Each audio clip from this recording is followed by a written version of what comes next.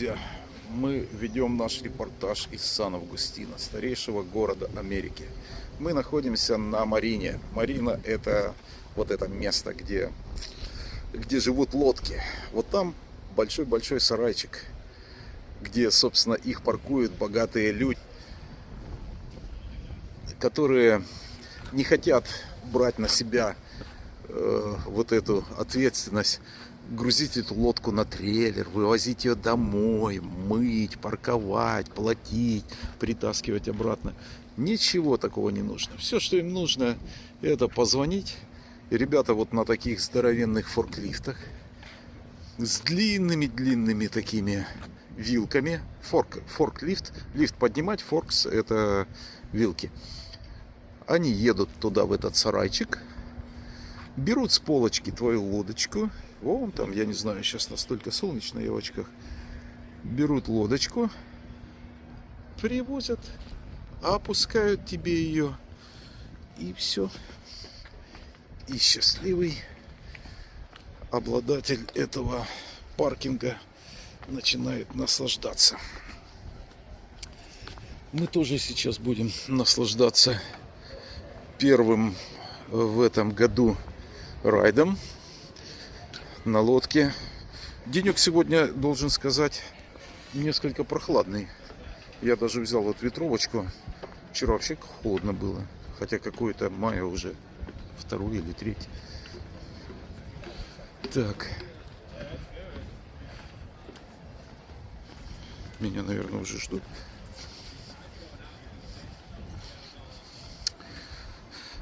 Коля у нас вот член этого клуба Freedom. То есть платит он ежемесячно, по-моему, $400.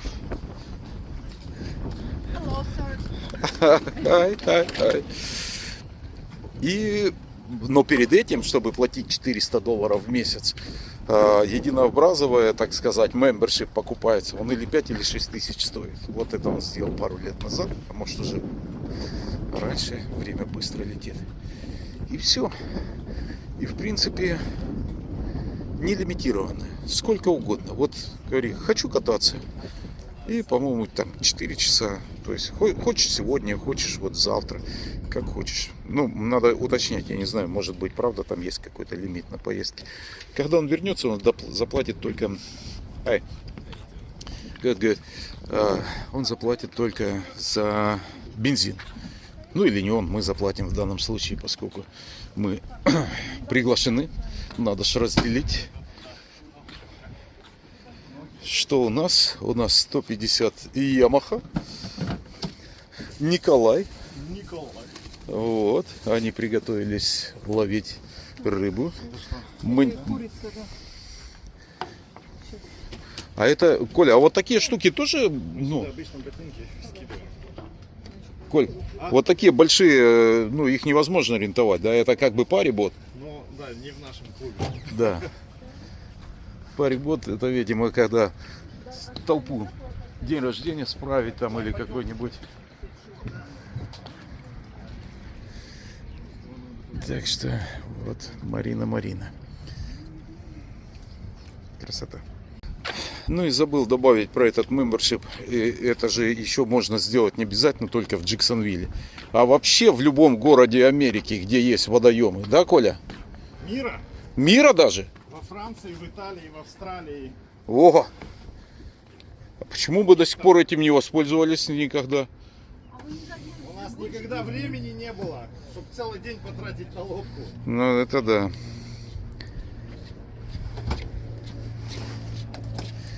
В общем, класс. Так.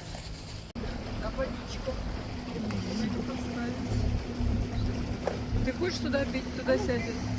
А, это в ресторанчик, да, люди припарковали? А, я? Да я пойду. Это приехали в ресторан. Да. Вот это отель, думаете, или это апартаменты?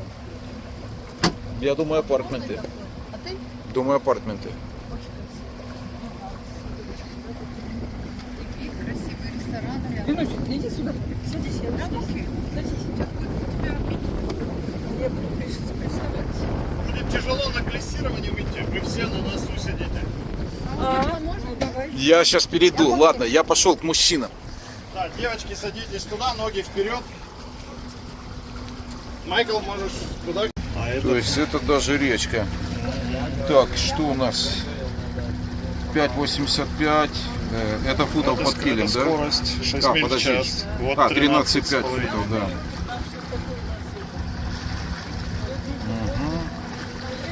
А что там GPS, вот это правый верхний угол 206, не пойму, это что такое? Не знаю. А, я без очков не вижу, у меня такого нету. Это обороты, 1000 оборотов. Ну и И скорость по этому. 5 миль в час, да?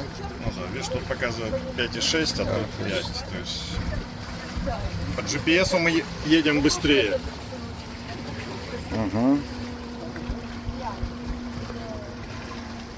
Кэтспоу Марина. Вот там конкурирующая ферма. Кошачий лапы. Кошачья лапа, да, кошачий след, да.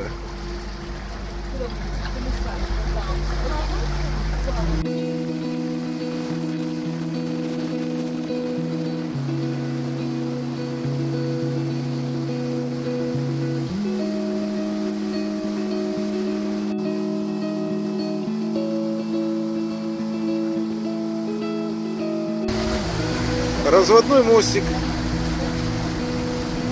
Далеко-далеко даже от всякой цивилизации. Рыбаки ловят, видишь, пирс под мостом слева. А, пирс слева, да. Рыбаки ловят. Ну, это для парусных судов. Ну, судов, громко сказано.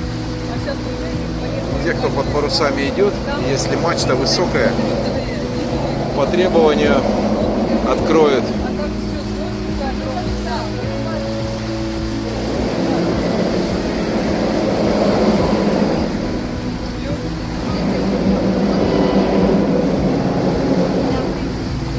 Машинки сверху ходят. Эти секции, конечно, они всегда металлические решетки.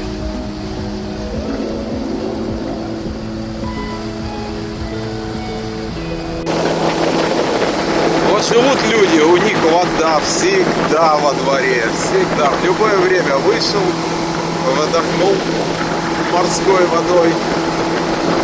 Какой жирный мясистый, а? А вот это мы будут поднимать сейчас с мачтой.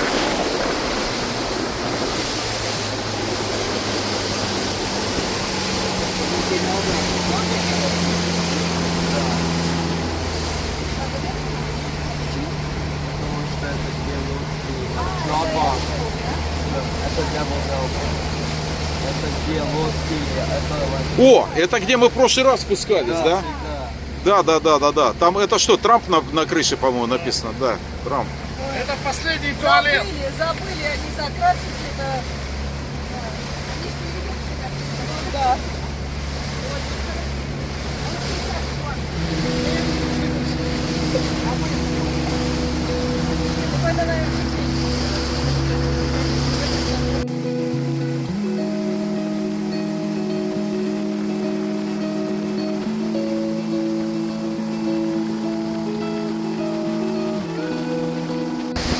Итак, друзья, Форт Матанзас. Правильно я называю, Коля? Мы когда-то были здесь. Значит, по-прежнему это окрестности Сан-Августина, древнейшего города Америки. И когда испанцы основали там крепость, они просекли, что буквально миль 20-30, наверное, да, южнее еще есть один инлет, то есть вход с океана.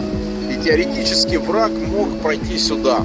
И они здесь построили уже такую небольшую крепость, вот такой форт, который теоретически отрезал, если вдруг враг пытался вот оттуда зайти и проследовать туда к Сан-Августину, здесь он попадал под обстрел.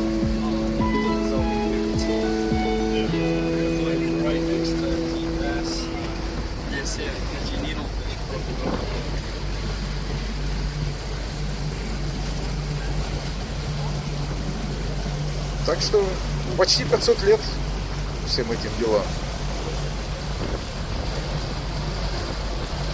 Майкл, я открыл, я думал, может вообще там будет пауза.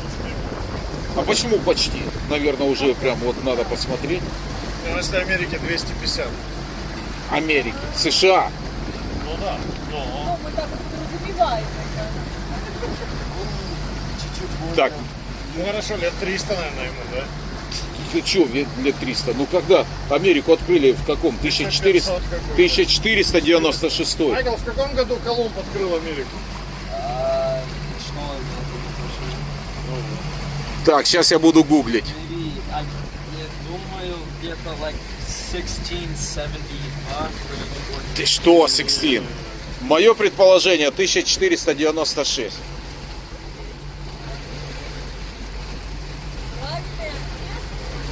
Сейчас. Ну или прям первые. 1492. О, на 4 года ошибся. А я думал 15. Ну да, Америку-то он открыл там, южнее, где... Кубу Да, открыл, да, да. А потом уже было здесь. Он думал, это был Индия. Ну это мы в курсе. Да. Но они не знают, что Америка existed.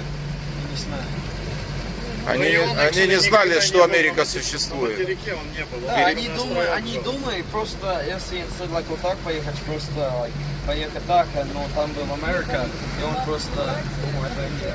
Когда приехал, Вот. он не знал. Так говорит человек, всячески стремящийся выучить русский язык, но который родился и вырос в Америке. Да, Майкл, твое место занято. Если только встать еще ближе. Давай. А, нет, там tree как-то. Но это же некрасиво. Какой-то tree там, видишь.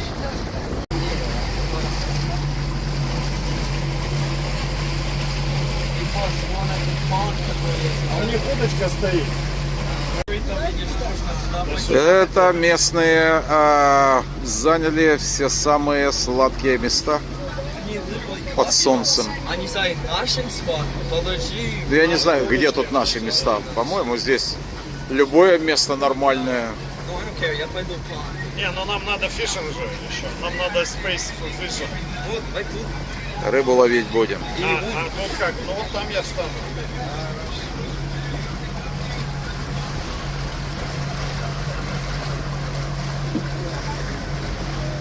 Коля показывает, на что ловит.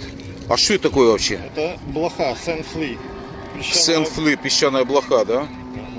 То есть не креветка, а вот такие штуки. Ха. Только на них, а креветок нет?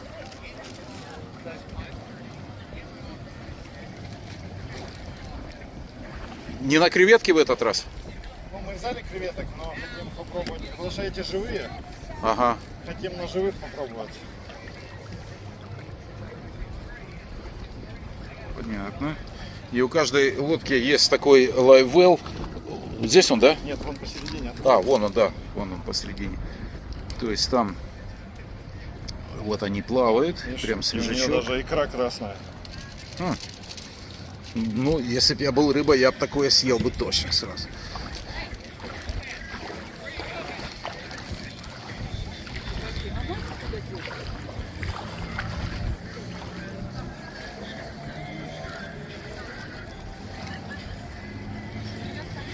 Эти дед с бабкой на джетске мешают.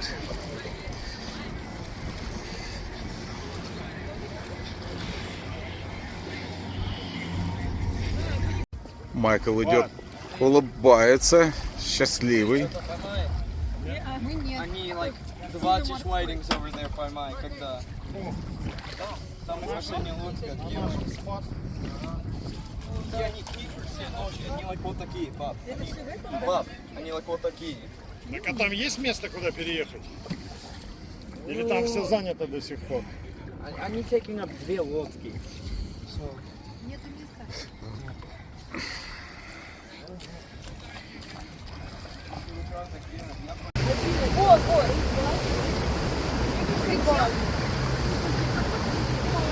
Дельфинчики. Ну давай. Сделай красиво. Ну вот, в отказ пошел.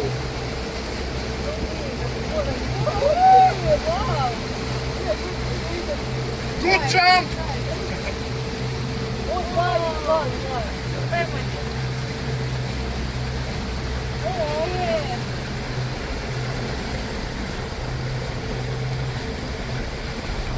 Так, посмотрела сейчас, Форт Матанзас в 1742 году был вот этот построен. Я-то думал намного раньше.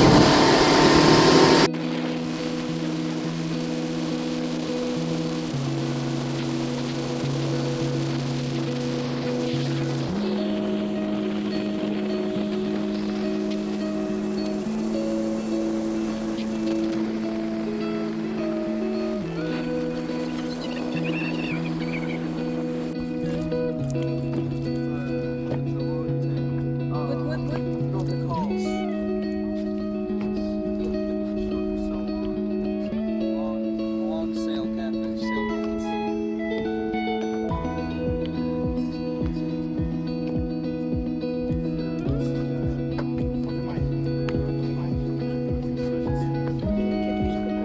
You don't want to touch that or anything. Just under them, just like that. Скажи, что ты так когда держишь, они один из этих ядовитых Yeah. шипов тебе Yeah, не I totally трогает. just no, I'll say it again. Like I said, when you're holding it like this, none of like the sharp parts on the fins can grab you, and that's how you easily unhook it. I just haven't done it in a while, so I don't want to grab it. It's a dolphin. This guy really eating it. Зараза.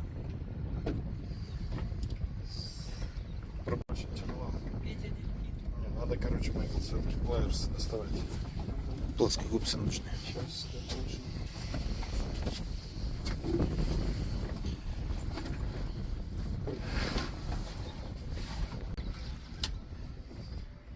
Look at that, another big old sail.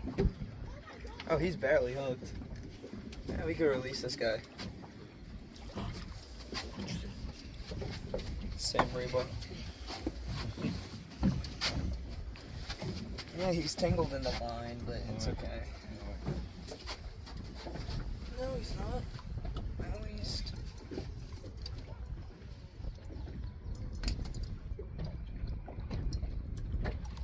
Where's the... There. Oh, he's tangled in the line. Oh my god. Oh my god, finally there. There we go. He's off. And there we go, another catfish. Why did he fly? Ну, В общем, рыба это малопригодная в пищу, и ее отпускают. И она еще очень скользкая, да, Коля? Это да, catfish она усат. вся в слизи, и она Это как ядовитая. сом, да, Ну, получается? сом, да, по-русски сом, но он какой-то тут наш свой морской. Гадость редкостная. Не будем говорить, кто их ест. Как нам знать?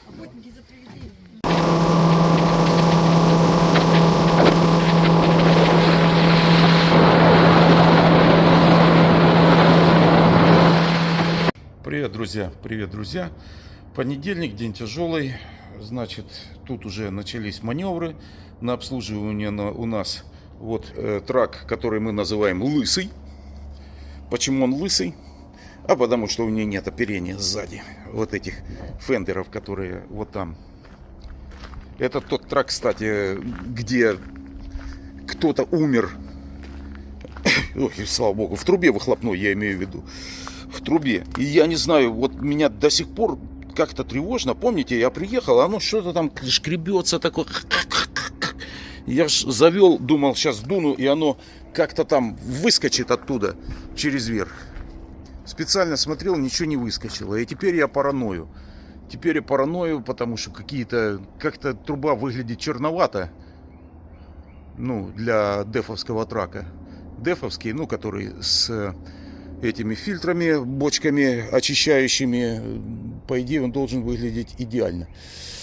Так, поэтому, если время будет, мы хотим разобрать эту трубу вот там, вот там. Но это надо снять с брекетов, чтобы ее вытащить оттуда. Что оно там такое, я вообще не знаю. Вдруг оно лежит, мешает продуваться. Так, ну у Лысого что? Как обычно, этот трейлер Фонтейн, как меня замучил. Приехал, сказал, не работают все эти габариты. которые по, ну, желтые маркер-лайты. В общем, достали уже. Так.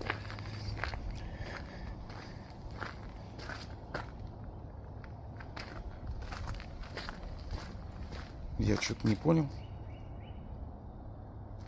Ну да, они не работают. На траке горит. Там не горит. Хотя только что Петя поменял фьюз. Ну, предохранитель. Ладно. Так, все, выключаем. Сложно это все. Он поехал покупать эти фонарики. Я их только купил. Вот, нашли, в принципе, мы обрыв. Вот тут вот, видно, тиранулся чуть-чуть носиком и провод перетер, и там уже не работает. Все. Так, ну выяснили. На трейлере я просто не глянул. Петя, пока там лазил, отсоединял, он отключил мейн-дек от гуся. Вон он валяется. Так, Петя поехал по запчастям. Он любит это делать. Я терпеть не могу. Не люблю и все. Вот если бы по фотоаппаратам, я бы лазил там с утра до ночи. А вот этот раковая, все. Терпеть не могу. Эти парts покупать. Итак, водитель лысого трака жалуется. Говорит, у меня страпы короткие. Вот короткие и все. Я помню, мы этот трак когда купили, ну как-то мы его купили так из последних денег, ну и как-то так неожиданно, нечаянно, ну в общем, и раз и приобрели. И поэтому комплектовали его уже тем, что было. И, возможно, я заказывал, ну или тут какой-то трики-трик. То есть я их покупал как 40-футовые. Да, их продавали как, вот для сравнения, вот этот самый желтый, только что я размотал, вот это вот 40 футов. Вон он идет и заканчивается. Все, которые вот в тот замес я ему купил, они все короткие. Ну вот, кроме одного, один длинный. Немного. В основном, в принципе, всегда хватает, но иногда не хватает. Ну, иногда, конечно, вообще не хватает. И мы тогда что делаем? Мы добиваем, дорогие друзья, цепью. Цепью или туда, или лучше сюда. Когда ты одеваешь рэчет, и там цепью за крючок, диринг так называемый, потащили, здесь уже продолжаем работать. Ну, в общем, ладно, клиент хочет, поменяем. Но единственное, я как бы хотел, вот чем я недоволен, когда размотал, есть вот такие вот дела. Ну вот, явно, вот, уже вот перетерто. Ну, подкладывать можно. Они вообще-то очень дорогие. Вот, это ж явно как-то, ну, никто не думал, что, а как сберечь? Ну, конечно, мы же их не за свои деньги покупаем, на работе выдали. Поэтому надо бережливей. У меня первые страпы были. Я их, конечно, ну, возможно, я первую, может, и тупанул, сразу перетерлась. Но потом я все подкладывал. Они у меня несколько лет служили. На первый свой Эрджен я даже покупал не 40, а даже еще и 50 у меня были. Ну, как оказалось, я их стал потом избегать, потому что в основном 40-футовых хватает. А 50-футовые, ну, приходится эти длинные хвосты постоянно заматывать, куда-то убирать, в общем, и перестал их покупать. Все. Буду сейчас коротенькие замерю, вон рулетку притащил, замерю, смотаю и подпишу, сколько там на них. Так, ну на новом, как и обещали, 40. Вот. 40. А эти у нас получаются, ну, примерно все плюс-минус одинаковые. И сколько они получаются? Это метры. Ну, 37. Что за диверсия такая? Продать как 40, из каждого по 3 фита пооткусывать. 37. Да. Ну все, положил я длинные. Разбирал сейчас после водителя, ругал его, честное слово. Все, рэчеты вот тут вот вместе со страпами, все запутано, перепутано. Я не люблю, это просто мешает работе. Я предпочитаю держать рэчеты отдельно. Вот они, большие здесь все, 6 штук. Раз, два, три, 4. Тут же большие страпы. Тень, сори. Здесь двухинчевые страпы, двухинчевые рэчеты. И посерединке их разделяют rubber bungees, ну, резиновые резинки, короче. Так что я на каждом траке так делаю. Надеюсь, он когда-нибудь запомнит. Так, друзья, забрал я у дилера трак, тот, который я привез из Ohio. В пятницу после обеда я его привез, но понятно, что они ничего не делали, они на выходных не работают. Сегодня среда. Утром просто мое терпение уже было накалено. Я стал задумываться, не открыть ли мне судебный кейс. Уже пошел в интернет, посмотрел, как это делается. Да, пожалуйста, есть адвокаты, готовые за тебя сражаться. И, в общем, только позвони, заполни, объясни, и они начнут.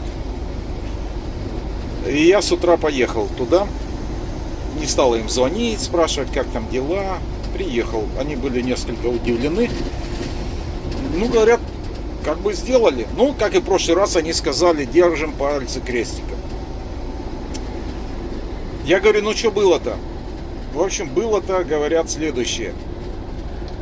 То есть вот сюда, к вот этому основному дисплею идет косичка проводов. И там, где она проходит, вот эти воздуховоды, это, как правило, ну, в предыдущей каскаде были такие трубы, только они не круглые, а плоские. Ну, чтобы там помещаться. И идут они туда, туда, туда. Ну, то есть разводку делают. Вот сюда, вот туда. И говорит, что вот этот от AC воздухотувы, от кондиционера, были прикручены так, что своим брекетом касались именно там каких-то двух проводов. Они были оголены, они были продавлены, как бы раздавлены. Вот, ну и вот они прям очень надеются, что вот это и есть причина. Они это все сфотографировали, эти провода отправили на фритлайнер, то есть каждый раз, когда какое-то дело, но, видимо, у них есть какая-то база данных, когда они собирают, то есть если это случилось один раз, какой-нибудь талантливый Гонзалес может это повторить при сборке нового трака. И дабы избежать, видимо, они собирают это все. Так что не взяли, понятно, с меня ничего. Скажу, когда самый первый раз водитель приезжал, он снимал щетки, ну потому что они шмельтешат все время, бжик-бжик-бжик-бжик.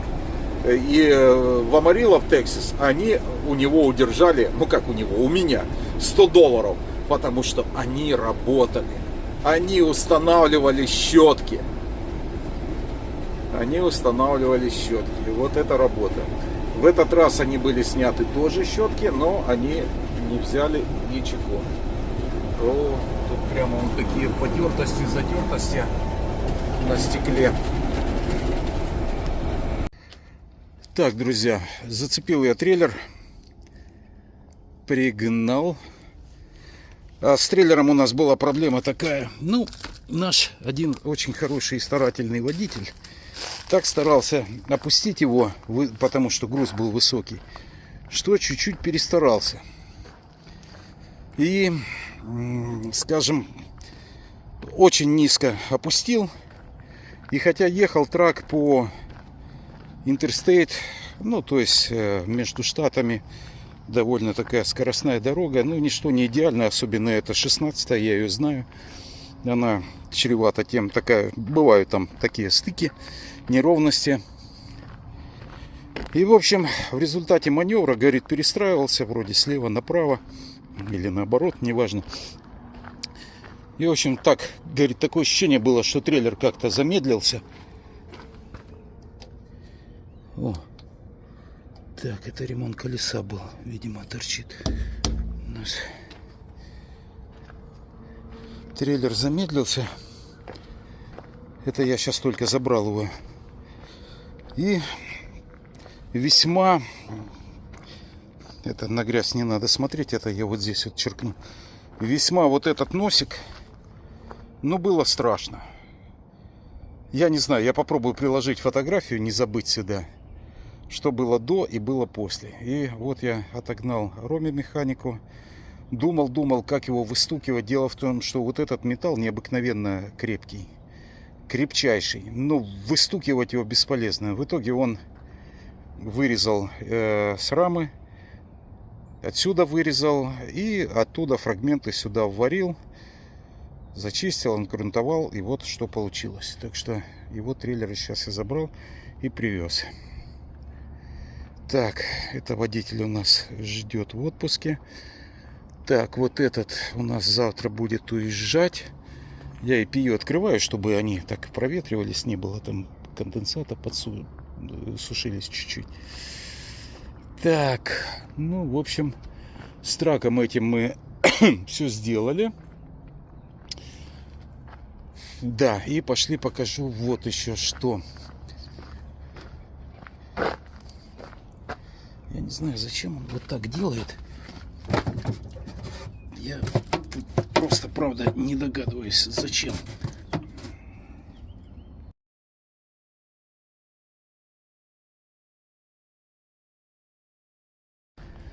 Пока иду, рассказываю. Наш трейлер, который маленький трейлер, ну, который мы за пикап-траком таскаем, 16-фитовый.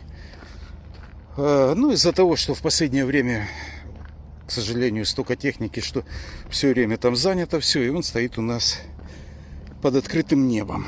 Ну и, в общем, ему уже, можно сказать, по-моему, почти 10 лет. Да, может 9. И время менять доски. Те погнили. Петя привез. Это у нас Yellow Pine. Желтая сосна. Ну, я почитал, рекомендуют их. Конечно, лучшим считается Эпитонг. Это тот, который стоит на вот этих трейлерах. Но, увы, к сожалению, он очень-очень дорогой. Это какое-то южное американское дерево, очень плотное. Поэтому, ну, значительно дешевле вот этот Yellow Pine. Ну и тем более мы же этот трейлер используем редко. Нагрузки там никакой мы не делаем, экскаваторы не ездят. Ну, в общем, Петя привез. Это сегодня я пропитал маслом. Это масло из мостов сливал, потому что с мотора оно уже черное, с сажей.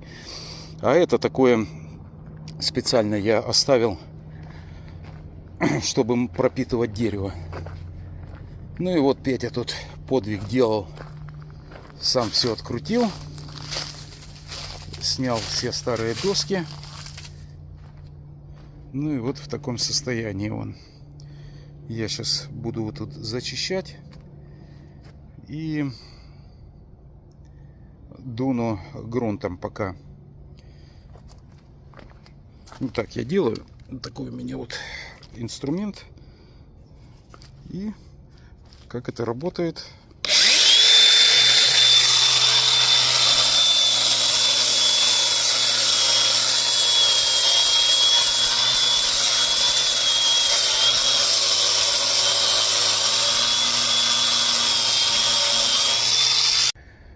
Накупил еще масла больше, чем на $1000. Думаю, если бензин дорожает, а масло все не дорожает, одно из двух: или его делают не из нефти, или просто это руки не дошли и скоро подорожает. Короче, не хотелось бы сказать когда-то взял по старой цене, но увы, все может быть. Мы тренированы уже из тех мест, откуда на постсоветском пространстве, и всем известно слово инфляция. Петя, вот я рисую трак. Это трейлер, точнее, с 803-го. Я тебе вот про вот это говорю. Вот эти ABS, вот недопустимо, чтобы они вот так болтались. Они перетираются. Они все болтаются. Сейчас на одном пришлю тебе фотку, вот где уже прям натерто. Все. Вот из-за этого они выходят. Их надо на зипы ставить. Вот под трейлером лежу, это я сейчас Пете там послание послал, не знаю, но все время надо вот эти ABS проверять. Вот я ему говорю, смотри на тормоза, ну то есть кроме грисовать, ты же смотри, колодки, зазоры, и вот это вот ABS. Так, где он? Что-то не вижу. Вот он болтается. Вот это все надо на зипы ставить, перетираются они. Вот. И так почти с каждой стороны. Рома сказал, что надо вот этот фильтр взять, брать вольвовский, чтобы была 25-ка. 25 мікрон там, да, или Да, що там таке? пиш на ньому 25. 25 Є мікрон. 20-ка, 15-ка, 10-ка, Ага. але треба брати 25. 25-ка. Окей. Він якраз іде з И скоро менять помпу. помпу водную. Coolant pump. Ага. Все тогда. О, ребята, да, соседи действуют очень быстро. Очень. Не успеваю следить. От момента, когда они вырубили лес и заливают вот уже фундамент, прошло очень мало времени. Это вот так заливает фундамент. То есть, понятное дело, приезжает такой... Почему на стенд почему-то обрызганный, я не знаю. Это он, наверное, разворачивал свою стрелу сюда, что ли, что как-то забрызгалось. Вроде такого не могла же стая птиц тут одновременно как бы разгрузиться. Приезжает вот бетономешалка, она сливает там ему или вот оттуда он подсоединяется, и вот этот вот жираф заливает туда, куда надо. Потом подъезжает другая бетономешалка, третья, ну в зависимости от поставленных задач. Так что вот, увы и ах, ну вот так.